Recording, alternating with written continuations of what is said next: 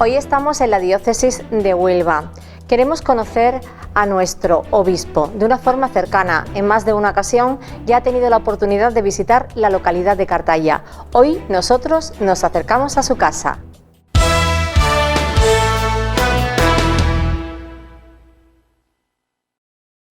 Hoy nosotros nos encontramos en un lugar distinto, pero estamos muy a gusto. Nos hemos desplazado hasta Huelva, nos encontramos en la diócesis y tenemos a un invitado excepcional. Hoy nos acompaña el excelentísimo y reverenderísimo señor don Santiago Gómez Sierra, obispo de Huelva. ¿Qué tal? ¿Cómo estamos? Muy bien, Mari Carmen.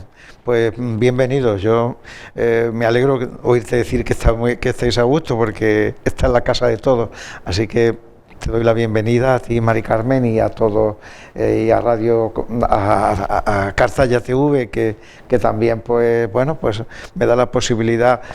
Bueno, venís a esta casa y os acogemos y me da la posibilidad de llegar a los cristianos de Cartaya.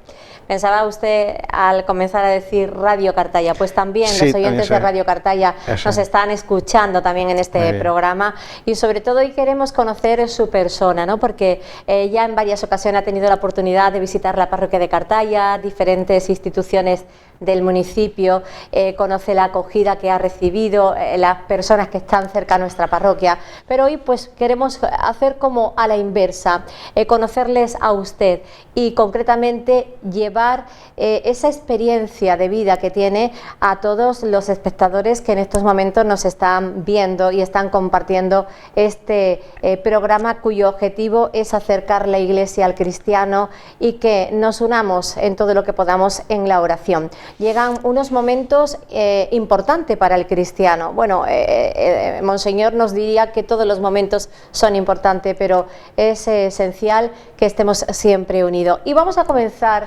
porque tenemos un guión bastante amplio, podamos compartir todos esos puntos que tengo aquí para entrar en el detalle de cada uno de ellos. En enero del 2012, haciendo un poquito de historia, fue elegido usted delegado episcopal para la enseñanza de la Asamblea de Obispos de las provincias eclesiásticas de Sevilla y Granada. Sí, porque fue nada más incorporarme a la Asamblea de los Obispos del Sur, que la llamamos así, a todos los obispos de Andalucía. Estamos en esa reunión. Pues bueno, los obispos me pidieron que yo me hiciese cargo de esta delegación de la enseñanza para las relaciones con la Junta de Andalucía, fundamentalmente, ¿no? Y la coordinación de los delegados episcopales que en cada diócesis hay para estos temas de enseñanza. Y bueno, pues eso fue la razón. Yo tenía alguna experiencia de colegios, porque la última parroquia que tuve en Córdoba tenía colegios, y también en Córdoba pues habíamos hecho una fundación de enseñanza y demás, y bueno, pues esa fue la razón por la que me pidieron que hiciera este servicio, y todavía sigo. El día 15 de junio del 2020, hará este mes de junio del 2023, justamente 3 años, se publicó su nombramiento por el Papa Francisco como obispo de Huelva, diócesis de la que tomó posesión precisamente el mismo día de su santo, el 25 de julio. Una festividad importante. ¿Por coincidencia? Fue coincidencia porque, bueno, como efectivamente dices, el 15 de junio se hizo público el nombramiento. Y bueno, pues don José quería que lo hiciéramos antes de las vacaciones del verano, y como el mes de agosto, pues bueno, aunque aquí en esta diócesis el mes de agosto es temporada alta en todas las parroquias de la costa, pues es un tiempo intenso pastoralmente, pero bueno, estábamos en la pandemia. De vez en cuando veo algunas veces me encuentro con las fotos de la entrada en la diócesis, pues estamos todos con las mascarillas y con un aforo muy limitado en la catedral y con unas poquitas personas. Fue así en esas circunstancias la entrada, con lo cual pues era sábado, y bueno, pues don José pensó, antes de que empiece agosto, pues hacemos la entrada, el relevo, y así lo hicimos, y coincidió que era el día de mi santo, cosa que, bueno, pues una feliz coincidencia. Mucha gente dirá, bueno, ¿y cómo una persona llega a meterse cura, a convertirse en sacerdote, llegar a presidir una diócesis, haber estado también en Sevilla con una ocupación importante. Si usted tuviese que describirse, ¿cómo describiría su figura como persona y como representante de esta institución tan importante como es la Iglesia? Bueno, es difícil describirse uno mismo, ¿no? Porque nos pasa como cuando nos oímos la voz, que parece que no la reconocemos, ¿no? Nuestra voz. Bueno, yo creo que soy una persona pues sencilla, normal, pues que sintió un chico que sentí pues ese atractivo pues por ser sacerdote y esa llamada del Señor en mi vida, y bueno, pues me entregué a ello. Me ordené sacerdote con 24 años en Córdoba y he ido haciendo por lo que la Iglesia me ha ido pidiendo en cada momento, sin más, ¿no? Porque tratando pues de vivir el Evangelio y de seguir al Señor y de despertar pues ese amor a Jesucristo en los demás. ¿Usted nació en Toledo? Yo soy natural de Madridejos, es un pueblo de la provincia de Toledo. De una familia de agricultores. Mis padres eran agricultores, trabajaban en las propias tierras en el campo, una familia pues sencilla. Estudié pues en mi pueblo, en la escuela, con los chicos de la escuela. Ya el bachillerato lo hice también en mi pueblo, porque pusieron un instituto de enseñanza media que se llamaba entonces, y lo hice nocturno porque tenía que ayudar a mi padre a trabajar en el campo, porque lo necesitaba. Ya el bachillerato lo hice nocturno. Después me fui a Madrid, con 18 años a trabajar en Madrid. Trabajé en una empresa, entonces se llaman Entre Canales y Tábora, hoy es evolución Acciona, ¿no? En una oficina de obra, y estudiaba empecé a estudiar en la Universidad Complutense por la noche, al mismo tiempo que trabajaba. Y bueno, pues ahí algo que iba ya arrastrando desde mucho tiempo, esa atracción por ser sacerdote, por el ministerio, pero que no me atrevía a dar el paso, que dudaba, que tal, pues bueno, pues ya me decidí con la gracia de Dios pues a dar el paso y decir, me pongo a estudiar para sacerdote, y eso fue lo que hice. Y bueno, ¿cómo llega desde Toledo hasta Córdoba para cursar los estudios? Pues mira, de esas cosas, bueno, pues una providencia de Dios. Muchas veces el camino no sabemos cómo va a ser en nuestra vida. Pues yo, como he dicho, estaba estudiando en Madrid y trabajando. Cuando doy el paso vocacional, pues el cura de mi pueblo, uno de los sacerdotes de mi pueblo, me aconseja que me vaya a estudiar a la Universidad de Comillas, de los jesuitas, con sede en Madrid también. Y allí me encuentro pues con un sacerdote y un grupo y 2 o 3 seminaristas de Córdoba. Y pues me hice amigo de ellos y bueno, pues ellos me fueron animando. Pues mira, pues si quieres ser cura, vente a Córdoba, que en Córdoba el seminario está cerrado, solamente estamos nosotros. Y en Toledo había un seminario entonces muy numeroso. Y bueno, yo en Toledo conocía a los curas que habían pasado por mi pueblo, pero no tenía mayor conocimiento. Y entonces, bueno, pues ese fue, por esa razón, me presenté y dije, bueno, a mí qué más me da un sitio que otro. Y bueno, si allí parece que es más necesario los sacerdotes en Córdoba, pues allí me presentaron ellos mismos. Este sacerdote de Córdoba me presentó al obispo de Córdoba, me acogió y esa fue la historia de llegar a Córdoba. ¿Durante cuánto tiempo estuvo en Córdoba hasta que llegó a la diócesis de Sevilla? Pues 28 años. 28 años. Para mí Córdoba es mi ciudad, ¿no? De hecho, pues allí tengo mis padres, luego ya cuando se jubilaron se vinieron conmigo. Allí tengo un piso que compré entonces. Una hermana mía vive en Córdoba. Yo he desarrollado toda mi vida en Córdoba, ¿no? Entonces, pues han sido 28 años, además con responsabilidades, también primero en el seminario, cosa que en el seminario de Córdoba, siendo formador y profesor del seminario y con la pastoral vocacional, me permitió conocer toda la diócesis. Yo después también 2 veces fui vicario general en Córdoba, con 2 obispos, con lo cual pues yo me conozco, creo que todas las parroquias y todos los pueblos, uno por uno de Córdoba, ciudad y de la provincia, ¿no? Y tengo muchísimo cariño a Córdoba. Me decía usted también que ama profundamente Sevilla, ¿no? Bueno, en el año 2011 yo nunca pensé salir de Córdoba, la verdad. Y entonces en el año 2011, pues cuando me nombran obispo, me hacen obispo auxiliar de Sevilla, y entonces pues me tengo que trasladar a Sevilla, y en Sevilla estoy prácticamente 10 años de obispo auxiliar. También con el arzobispo de Sevilla, entonces, don Juan José Asenjo, pues me encargó la visita pastoral a las parroquias, que es visitar pues parroquia por parroquia, dedicar una semana prácticamente a cada parroquia, con lo cual pues me ha permitido también conocer con mucho detalle, con mucha cercanía, pues la realidad de la Iglesia y del pueblo de Sevilla. Pues vamos a hablar un poco de la realidad de la Iglesia, sobre todo, don Santiago, de la actualidad. Vamos a analizar la situación y vamos a hablar un poco pues de las cifras, de los gastos, de lo importante que es ese donativo que damos cada semana y a dónde va a parar, ¿no? Le pregunto preguntas que los ciudadanos me han hecho a mí llegar con motivo de esta visita, que han recibido esa notificación y me han comentado, pues Mari Carmen, pregúntale esta pregunta, y yo la he anotado tal cual me lo han dicho estos vecinos de Cartaya y en su nombre se lo hago llegar. Dice: hablemos de la labor de la Iglesia, la actividad celebrativa, los bautizos, las comuniones, las confirmaciones, los matrimonios. Pero tenemos la situación que vemos, es como que falta esa cercanía de la Iglesia con el joven. ¿A qué cree usted que se puede deber?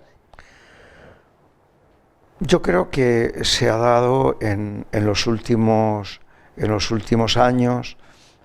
Los últimos años me refiero ya quizá alguna década, ¿no? Realmente una secularización importante de nuestra sociedad, ¿no? Yo digo que la secularización no es, digamos, no es algo espontáneo, sino algo también inducido, ¿no? Ha habido ideologías en Europa ya de siglos, ¿no? Ideologías contra la Iglesia, ¿no? Y que se han contra la Iglesia, contra la fe católica y contra la fe cristiana, ¿no? Curiosamente hay estudios de instituciones y de organizaciones internacionales que dicen que la religión más perseguida que hay hoy en el mundo es el cristianismo. Entonces, bueno, esta situación se ha dado. Y eso no es así de como de fenómenos globales, y eso se traduce en la escuela, eso se traduce en las familias, eso se traduce, es decir, hay mucha gente que ha ido sembrando, digamos, la idea de que Dios se puede vivir sin Dios, ¿no? De que no hace falta realmente, de que no es importante para la vida, ¿no? Y bueno, pues eso ha ido calando en mucha gente en la cultura. Gracias a Dios nosotros vivimos en un medio como es Huelva, y donde en unos pueblos pues con muchas tradiciones, con tradiciones cristianas muy consolidadas, ¿no? y muy arraigadas, pero también se nota esa huella, ¿no? de esa erosión, y eso ha provocado pues esa lejanía de los jóvenes, no solamente de los jóvenes, también de los mayores, no solamente de los jóvenes. El hecho de que a veces decimos, bueno, los abuelos y las abuelas pues son los que han mantenido la piedad en la familia, algunos, y otros pues menos, ¿no? Nuestra sociedad va avanzando, va creciendo, somos más los habitantes que tenemos, la forma de vida, el hábito de vida es más elevado en años. Sin embargo, baja la vocación. ¿Qué falta? Sí, las vocaciones sacerdotales y religiosas, pues es verdad que son escasas. Bueno, sube la población y baja la natalidad. Es decir, que realmente la natalidad, hay más personas que mueren que las que nacen, ¿no? En nuestras sociedades occidentales en general, ¿no? Entonces, bueno, pues si hoy las familias son, pues tienen un niño, tienen dos, muchas familias, pues claro, pues las probabilidades vocacionales son menos que cuando eran 5, cuando eran 4, cuando eran 3, ¿no? En esto.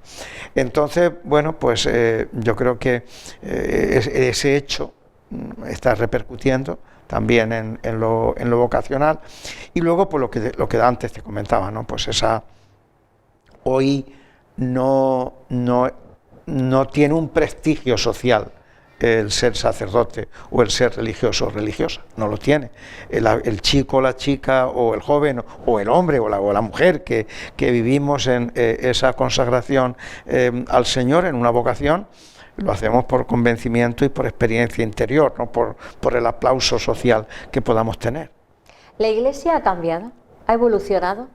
Claro que la Iglesia evoluciona necesariamente, ¿no?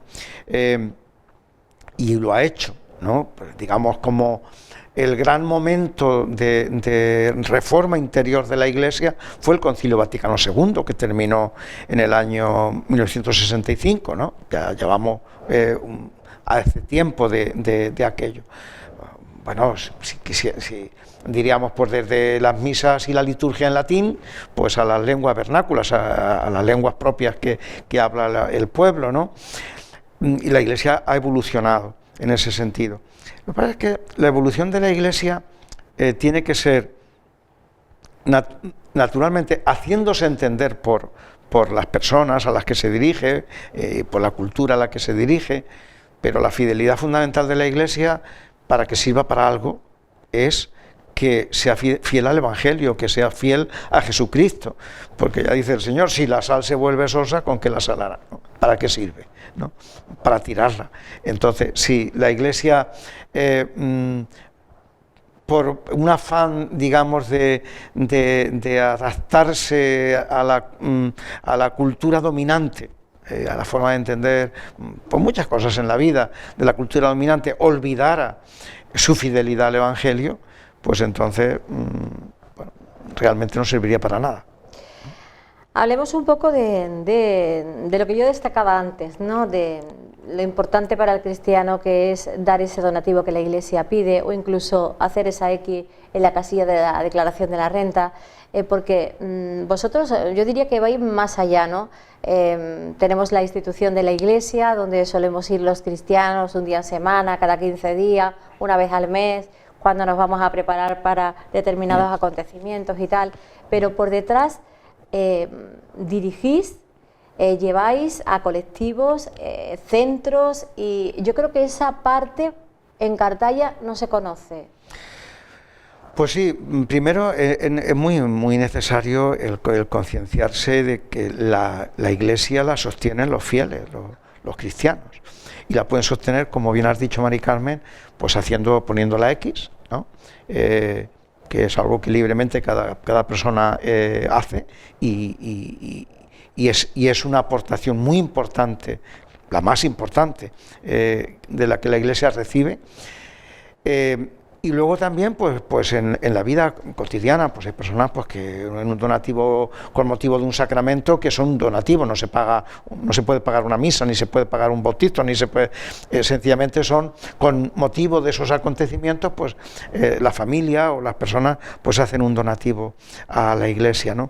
Entonces, bueno, pues la Iglesia se sostiene de eso, y se sostiene pues fundamentalmente para los fines que tiene la Iglesia, para las personas, para los sacerdotes, ¿no? Para los que están dedicados a la Iglesia, para el culto, para lo que es la infraestructura de templos y de espacios que la Iglesia necesita para sus actividades, y luego pues hay una parte muy importante para la caridad, ¿no? Para la caridad, y que, bueno, pues que son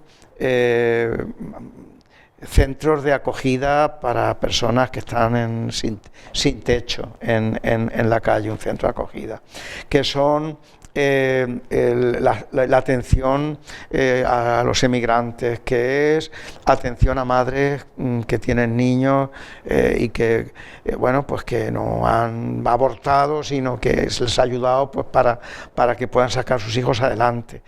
Y que es el inmenso trabajo que hace Cáritas, desde la diócesis y Cáritas en cada pueblo. Yo diría, mira, si se le preguntara a todos los equipos de Cáritas, a todos los grupos de Cáritas de toda la provincia y de la ciudad, dónde están los pobres, nos harían un mapa con calle y número y cuántas personas viven en esa situación, porque tienen un conocimiento muy directo y muy personal, y eso se sostiene pues con la aportación de los fieles. ¿Existe actualmente pobreza en Huelva? Claro que existe pobreza. Mira, existe pobreza en Huelva, familias. Primero la pobreza, bueno, te digo,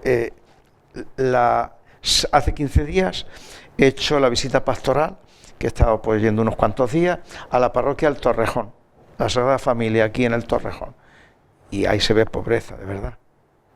Hay que entrar a esos pisos y a esas casas para ver pues, pobreza, ¿no? Y marginación, realmente.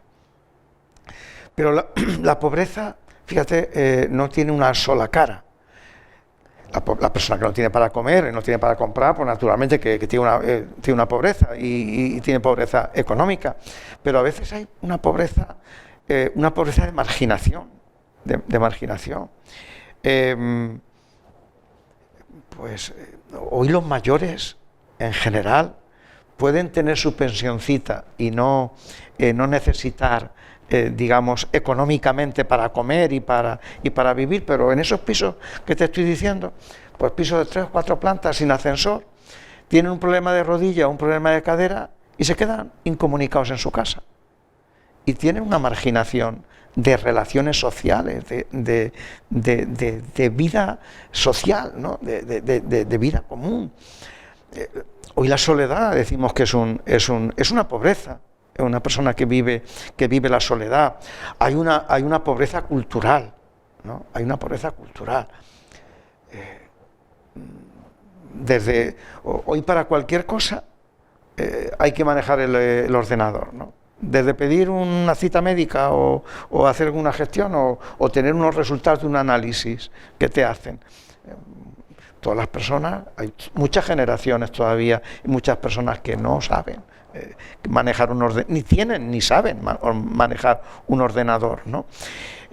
Bueno, es decir que, y hay una pobreza espiritual, hay una pobreza espiritual. A veces eso no nos damos cuenta, ¿no? El Papa Francisco lo dice de una manera muy incisiva, ¿no? En esa primera documento, esa exhortación apostólica primera, que es un poco programática de su pontificado, dice: los pobres también necesitan a Dios y su palabra y los sacramentos y una comunidad que los acoja, dice el Papa, ¿no? Porque cuando una persona que es pobre ni siquiera tiene a Dios, ¿no? Pues es una pobreza. Bueno, pues estamos bastante pobres y necesitamos pues la esperanza y la luz, ¿no? Y esa guía tan importante que nos da ahí a los cristianos que nos acercamos. Y a esa otra parte, bueno, pues veo que la Iglesia, como usted nos está contando, pues también se va acercando. Se acerca, tanto es así, hasta poner a disposición de quien lo necesite centros, por ejemplo, si tienen problemas de adicciones, ¿no? Que creo que aquí en Huelva contamos con uno también, ¿no? También lo hay.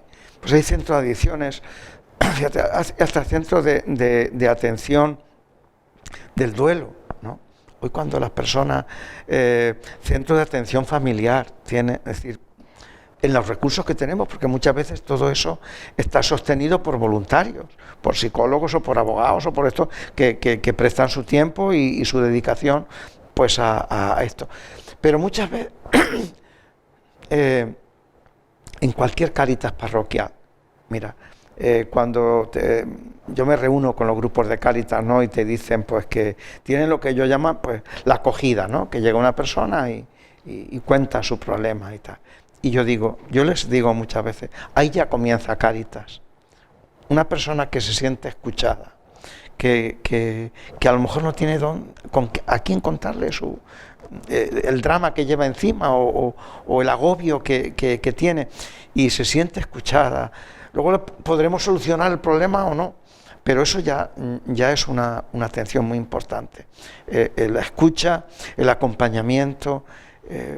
Muchas veces tenemos una mentalidad también para los temas sociales y los temas de marginación, digamos, muy tecnicista, ¿no? Muy técnico. Si no tenemos la solución, pues parece que no hemos hecho nada.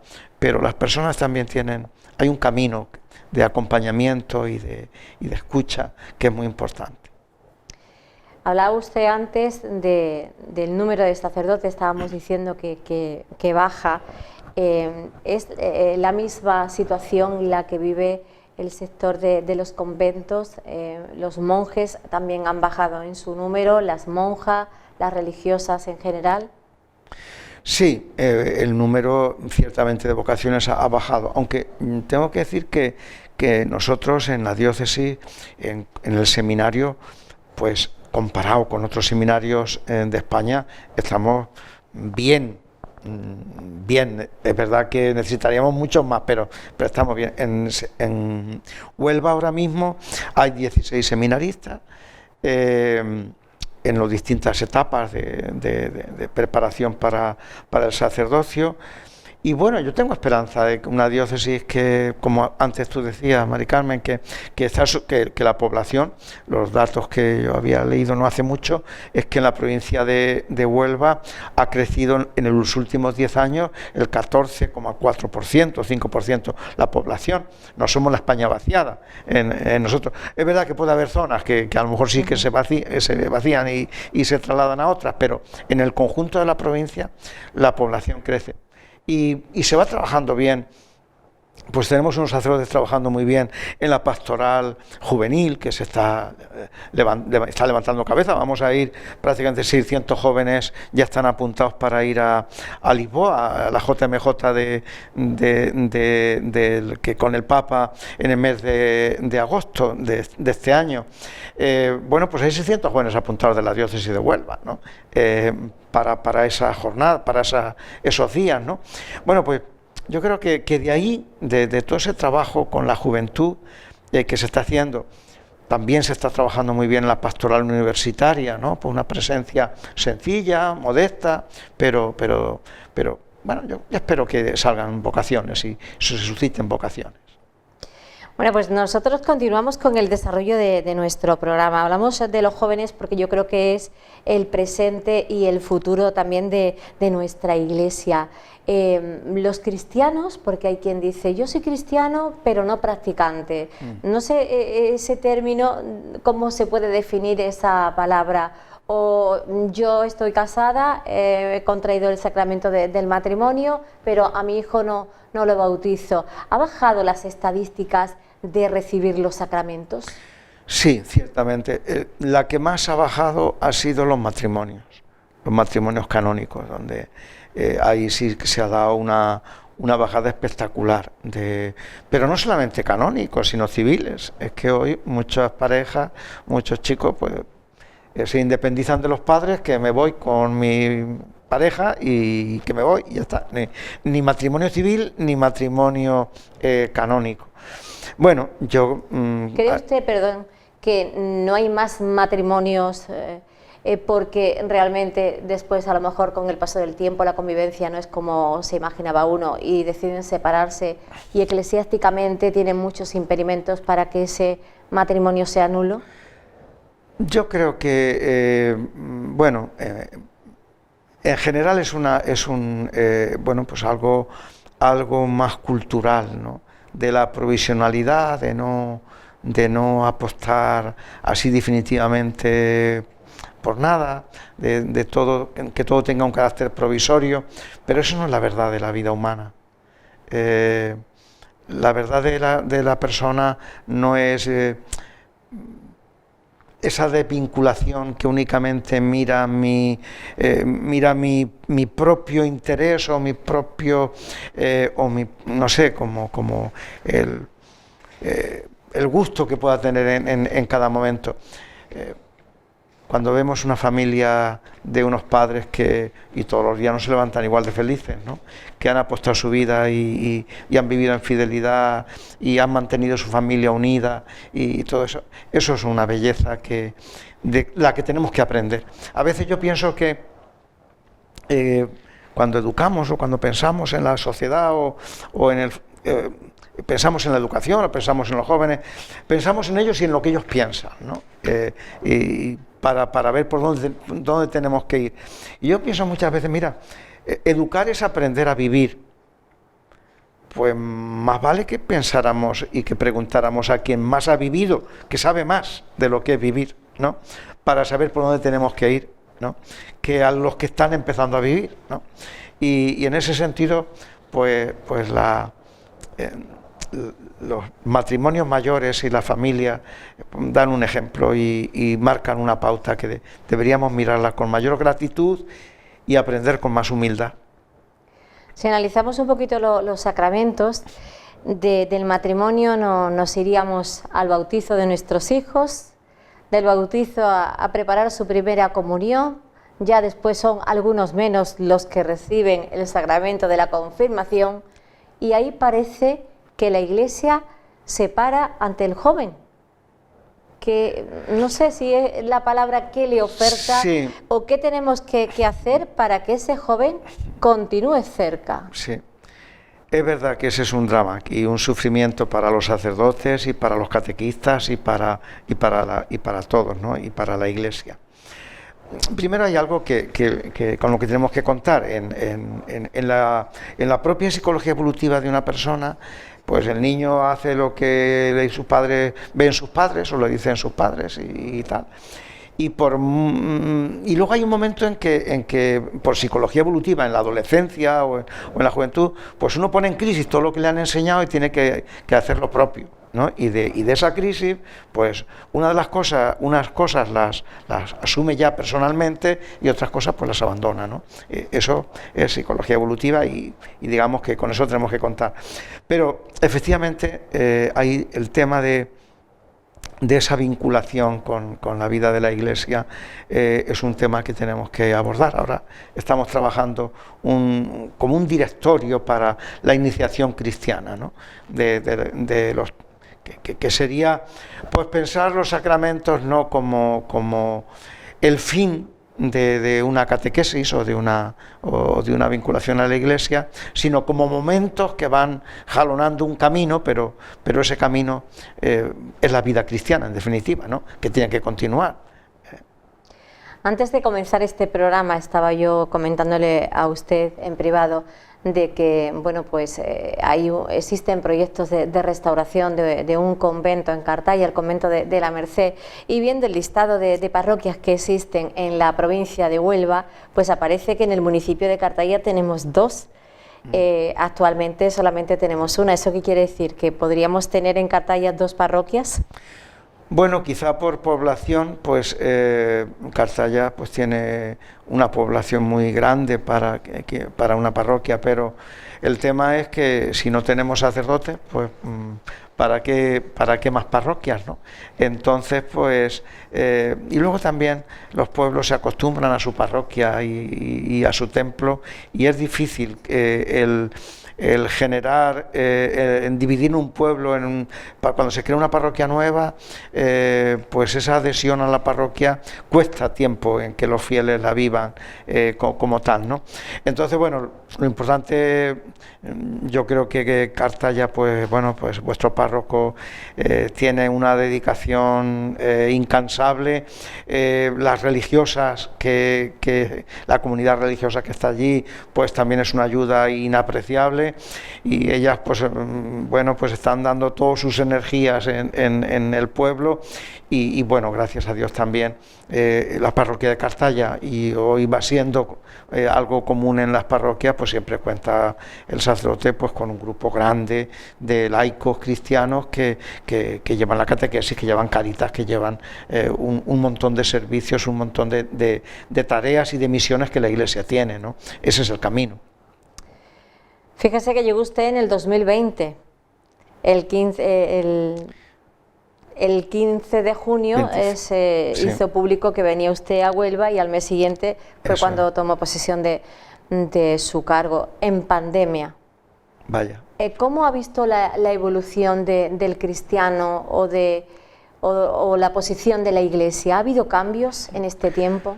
Bueno, yo diría, por decirlo, uno positivo y otro con otra consecuencia, ¿no? Uno positivo es que la Iglesia, en general, la Iglesia y la universidad y la escuela, es decir, pues algo que sí, que teníamos ahí, el hecho de trabajar en red, en las redes, en los medios, en los nuevos medios de comunicación, lo teníamos ahí, pero no, como algo a lo que recurríamos excepcionalmente, ¿no? Y la pandemia nos hizo descubrir, bueno, creo que vosotros en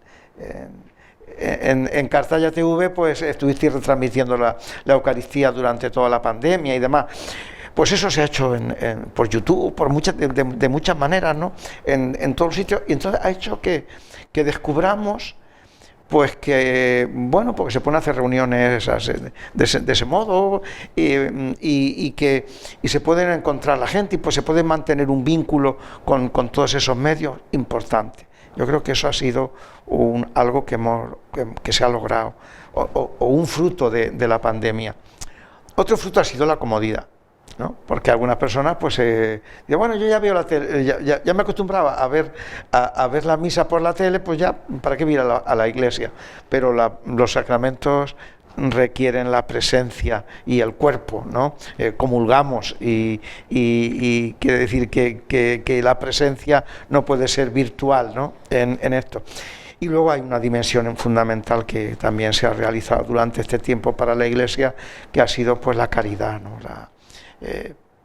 Fue un momento donde muchas personas, en una economía más o menos así, pues sumergida o tal, se quedaron sin nada de lo poco que de la economía tan ajustada que tenían, pues cayeron en situación de necesidad, y ahí la Iglesia pues está muy presente. Bueno, pues igual que he hecho yo, pueden hacer cualquiera de los oyentes y espectadores y entrar en la página web de la Diócesis de Huelva y ver al detalle cómo funciona, ¿no? Tenemos información sobre los centros de asistencia que tenemos, que aparece que tenemos 7, no sé si es a nivel de Huelva o a nivel de Andalucía, y que trata actualmente a más de 1.300 personas, por ejemplo. También tenemos centros que existe para mitigar la pobreza, como usted bien decía antes, tenemos 81 en España y han pasado más de 16.664 personas. También está el centro que existe para promover el trabajo, que tenemos 2, y que, bueno, pues dar asesoramiento a más de 700 personas. También existen esos centros de menores que usted citaba antes, y centro de tutelas de la infancia. Existen actualmente 7 y atienden a más de 200 personas. También tenemos el centro de promoción, como don Santiago nos indicaba, de promoción de la mujer y las víctimas de la violencia. Existen 2 y atienden actualmente a 90 personas. Está también centros de consultorios voluntarios, centros de defensa de la familia y de la vida. Existen actualmente 2 y atienden a más de 5.000 personas que han pasado a fecha de hoy. O centros de rehabilitación de drogodependientes, que tenemos 2 y que atienden pues a más de 90 personas. Y, por ejemplo, nosotros somos afortunados aquí en Huelva que uno de ellos está aquí, ¿no, monseñor? Sí, ciertamente, en todos esos frentes que has enumerado. Aquí van los donativos. Sí, hay, en todos esos centros pues tenemos una participación importante en la diócesis de Huelva, ¿no? Y en todos estamos presentes, ¿no? Y bueno, pues se sostiene con muchos de ellos se sostienen con subvenciones de las administraciones públicas, pero siempre hay una parte importante que corre a cargo de la Iglesia y de los fieles, ¿no? Efectivamente. ¿Está usted a gusto aquí en la diócesis onubense? Estoy feliz en Huelva. Tengo que confesar que he estado feliz en todos los sitios, tanto en Córdoba, en Sevilla y aquí, ¿no?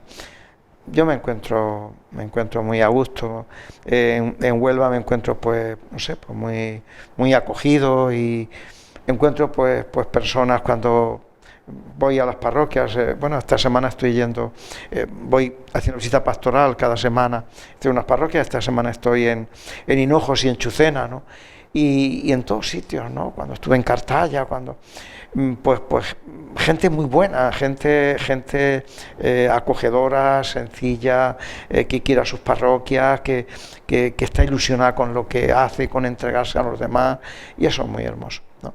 Luego, bueno, pues en nuestra sociedad pues también hay situaciones dolorosas, naturalmente, pero sí. Bueno, pues la verdad es que vamos a cambiar ahora un poquito la temática de esta charla. Yo creo que ya hemos conocido dónde nos encontramos en cuanto a la institución, a la diócesis, a su cargo, desde el punto de vista como máxima representación de la Iglesia. ¿Hay algún mensaje que tiene que estar siempre presente en cada una de esas palabras o charlas que usted da, bien a los jóvenes, bien a las catequistas, bien a los niños que van a recibir su primera comunión o la confirmación? ¿Qué es lo que no siempre tenemos presente y no debería faltar en la vida del cristiano? Pues mira, es algo que lo dijo San Juan Pablo II cuando comenzábamos el milenio, ¿no? Él dijo, y a mí es algo que me impactó muchísimo y que lo repito muchas veces. Dice, ¿cuál es el programa de la Iglesia, el programa de un cristiano? Y decía el Papa, es el de siempre, Jesucristo, al que hay que conocer, amar, imitar, para vivir en Él, en la vida de la gracia, desde esa experiencia y ese encuentro con el Señor, ir transformando en lo que podamos nuestra sociedad, y camino de la bienaventuranza eterna, camino de una vida que no acaba, que es la que Dios nos ha dado por el bautismo. Yo creo que eso lo tenemos que tener siempre presente, ¿no? Porque si no, nos podemos perder en lo adjetivo, pero lo que es el fundamento de la Iglesia es Jesucristo, es su persona, ¿no? Y no como un personaje de hace 2000 años, ¿no? Sino como el que vive, resucitado, acompaña a su Iglesia, nos da su Espíritu Santo, y eso no son consideraciones piadosas, beatas, ¿no? Esa es la fe de la Iglesia, ¿no? Lo que da fuerza a su oración, a su enseñanza, y también a su compromiso social y a la caridad, y particularmente con los más pobres. Hoy en Cartaya Actualidad nos hemos desplazado hasta la diócesis onubense y estamos entrevistando en primera persona a Monseñor Santiago Gómez Sierra, obispo de Huelva. Llegan los tiempos litúrgicos, don Santiago. Creo que también tenemos que hacer una parada en hablar del significado de esta frase y de esos colores como el blanco, el verde, el morado, el rojo. Pues sí, son todos signos. Mira, en la catequesis, ahora pues el último documento que ha salido sobre la catequesis en la Iglesia Católica, una de las cosas que se dice es que la catequesis sea una catequesis litúrgica, es decir, mistagógica, se emplea esa palabra, es decir, de lo que vemos, explicar a partir de lo que vemos lo que no vemos, ¿no? Y la liturgia está hecha de todos esos signos, ¿no? Pues eso que has dicho, pues el morado, ahora pues dentro de nada empezará la Cuaresma, ¿no? pues bueno, pues significa penitencia, ¿no? Es un tiempo de conversión, un tiempo de volvernos más al Señor, de austeridad, ¿no? Pues eso significa el morado. Pues llega la Pascua, pues es el blanco, ¿no? De la alegría, de la luz, de la resurrección. El rojo, pues lo empleamos pues para los mártires, ¿no? La historia del martirio en la Iglesia, es decir, son testigos de no un cristianismo light, así, pues, no, sino es testimonio de que el Evangelio no puede rehuir, por fidelidad a él, no puede rehuir la cruz, no tiene que tener miedo a la confrontación. Ya lo decía Jesús, no tengan miedo a los que matan el cuerpo, sino los que pueden matar el alma.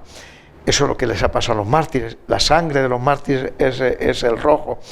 Y el verde, pues esa vida cotidiana, esa liturgia cotidiana en el tiempo que llamamos ordinario. Ahora estamos en él. Bueno, pues fíjate, pues desde esos mismos signos de que una persona llega a celebrar la Eucaristía y ve pues el color litúrgico con el que el sacerdote se reviste, pues ya está dando un mensaje, ¿no? Pero bueno, pues ahora llega la Cuaresma y tenemos todo el mundo de las hermandades y de nuestra piedad popular, pues que en gran medida pues se vuelca también en este tiempo, en la Cuaresma y en la Semana Santa. Yo me voy a situar ya en la Cuaresma porque realmente las hermandades están con mucha intensidad preparando sus triduos, sus cultos religiosos, sus salidas procesionales. ¿Qué es lo más importante o lo que debería ser más importante para una hermandad cofrade? Bueno, pues en primer lugar, las hermandades, su finalidad fundamental es dar culto público a sus titulares, ¿no? Por tanto, el culto, la piedad, la devoción a sus titulares, pues es algo que la hermandad no puede dar por hecho. Muchas veces, yo alguna vez les digo a la Junta de Gobierno o así, que se dedican pues a preparar los cultos externos, a preparar la estancia de penitencia, a incrementar el patrimonio de la hermandad. Todo eso es bueno, pero no hay que dejar de alimentar la savia que da vida a todo ese árbol. Y la savia es la devoción, la experiencia religiosa a sus titulares. Eso es un elemento fundamental de una hermandad. La propia formación, sobre todo pues de la Junta de Gobierno y de las personas. Las hermandades tienen muchos círculos, ¿no? Digamos como el corazón de la hermandad pues está en la Junta de Gobierno, en las personas con las que cuentan y que llevan la vida de la hermandad, pues que sea también para ellos motivo de crecimiento en su formación cristiana. Y naturalmente nada en la Iglesia puede hacerse sin la dimensión de la caridad. Con los más pobres, ¿no? ¿Cómo debería de hacer una hermandad su estación de penitencia? Pues como un acto religioso, como un acto de piedad, lo hacen así. Yo creo que la gran mayoría, las personas que participan en la estación de penitencia, otras pueden ser los que lo ven, ¿no? Pues que ahí puede haber pues muchos tipos de personas, pero la persona que o bien como penitente, como va haciendo la estancia de penitencia, o como costalero, o esto, es una experiencia religiosa. Yo creo que eso tiene que ser una estación de penitencia, una experiencia religiosa, un momento de oración, de encuentro con el Señor. Va más allá de poner un paso en la calle, tanto desde la parte interna, como es la Junta de Gobierno, quien lo organiza todo, y de la parte del espectador que sale a ver esas imágenes procesionar. ¿Qué significado tiene en sí la Semana Santa? ¿O cómo podemos explicarle a quien no lo conoce lo que significa? Bueno, pues la Semana Santa está ella misma, las procesiones, los misterios procesionales que se ponen en la calle están siendo una catequesis, ¿no? Una catequesis de la pasión, En definitiva, en la Semana Santa celebramos la pasión, muerte y resurrección de nuestro Señor Jesucristo. Bueno, pues eso es lo que representamos con la Virgen, con los crucificados, con los misterios, con otros pasos de misterio que, cogiendo distintos momentos de la pasión, pues se ponen en la calle, ¿no? Entonces, bueno, pues es saber que en esa vida, ¿no? en esos misterios de la vida del Señor, ¿no? Pasión, muerte y resurrección, está un camino que me afecta a mí, ¿no? Porque Él se ha hecho hombre siendo Dios, para abrirnos el camino, enseñarnos el camino de la vida, y un camino de la vida que no termina en esta vida, sino que desemboca en esa vida con Dios para siempre. Pues es el misterio de la Semana Santa.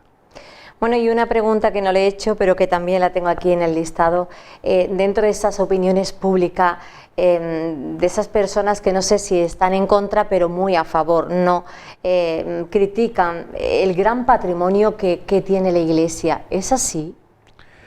Bueno, la Iglesia tiene un patrimonio... Porque hay quien dice que también ha bajado. Tiene un patrimonio importante sencillamente de su historia, ¿no? De su historia, pues, pero un patrimonio que no es rentable, sino que nos cuesta, ¿no? ¿Cuánto vale la parroquia de Cartaya? Pues lo que quieras, como si dices nada, porque ¿qué se puede hacer en qué se puede explotar la parroquia de Cartaya? En la contabilidad, cuando bueno, se valoran, ¿no? Pues los inmuebles y esas cosas, pues es muy difícil valorar un templo, porque bueno, un templo sirve para lo que es, ¿no? Y para lo que se construyó. Pero no tiene un valor comercial, digamos, ¿no? Entonces la Iglesia tiene pues un gran patrimonio, efectivamente, pero un patrimonio que no es comercial, sino que se ha generado pues para la alabanza de Dios, para mostrar la grandeza y la belleza de Dios, y para que sea pues el lugar del culto y del encuentro cristiano. Hoy hemos explicado cómo es la Iglesia de caritativa. Espero que los espectadores lo hayan entendido. Pero los cristianos somos lo caritativo que la Iglesia necesitaría que fuésemos.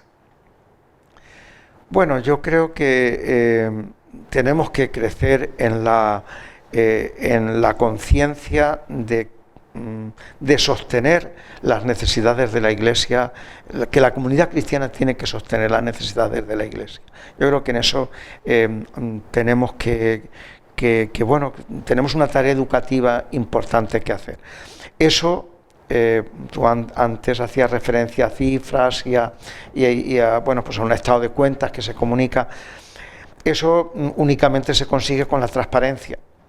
O sea, porque necesita, para que una persona sea generosa, necesita tener confianza en quien pone su generosidad y su donativo, ¿no? Y por tanto, pues tenemos que... Creo que en la diócesis se va haciendo, en toda la Iglesia, en el mundo y en España particularmente, pues se va haciendo, y nosotros en la diócesis pues vamos metiendo, bueno, pues procedimientos de transparencia desde las parroquias que tienen, pues bueno, pues muchas de ellas dan cuenta a los fieles de ingresos y gastos de la parroquia, y ahora estamos en el proceso, en este curso, de hacer que en cada parroquia haya un consejo de pastoral para con el sacerdote pues pensar la misión de la Iglesia en ese pueblo, y un consejo de asuntos económicos que se va a obligar en todas las parroquias, un consejo de asuntos económicos formado por el sacerdote y un grupo de seglares que le ayuden en la administración de los bienes de la Iglesia, porque son bienes que no son nuestros. Del obispo no es este obispado ni nada de la diócesis. El obispo administra pues unos bienes que son de la comunidad cristiana. Una bonita ubicación donde está nuestra diócesis aquí en Huelva, rodeada de naturaleza, de arbolado. Y bueno, pues nos decía antes que está muy a gusto, esperemos que esté toda la vida y que sea durante mucho tiempo con nosotros. ¿Cómo se ha sentido en esta entrevista? Pues muy bien, Mari Carmen. Y efectivamente, mira, este obispado, yo vengo de Córdoba, de Sevilla, donde... Porque además usted vive en él. Sí, donde el obispado, bueno, pues tiene un montón de obras de arte y todas esas cosas. Esos obispados de esas diócesis. Aquí no tenemos eso, ¿no? No tenemos porque no hay obras de arte, ¿no? No tenemos una pinacoteca como tienen otros obispados, ¿no? Pero mira, tiene una ubicación tan bonita que yo creo que habrá pocos obispados en España que tengan una ubicación y un paisaje como tiene este.